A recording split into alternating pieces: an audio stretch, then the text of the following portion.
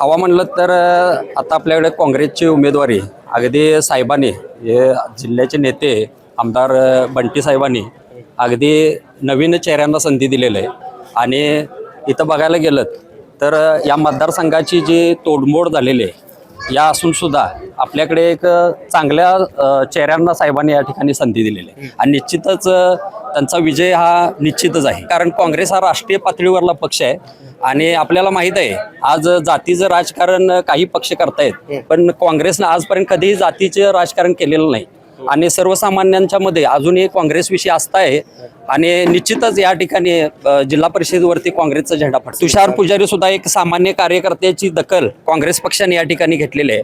कोणतेही घराणेशाही नसताना खरोखर जर बघायला गेलं तर तुषार पुजारी सारखा एक युवा चेहरा पंचायत समितीला वाशिगानातून दिलेला आहे आणि तो स्वतः LLB सुद्धा ते करतायत.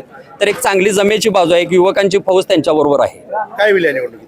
अगदी 100% दोन्ही पंचायत समितीची पाडळी जिल्हा पंचायत समिती आणि पाडळी जिल्हा परिषद दोन्ही सीटा अगदी निवडून येणार यात शंका नाही.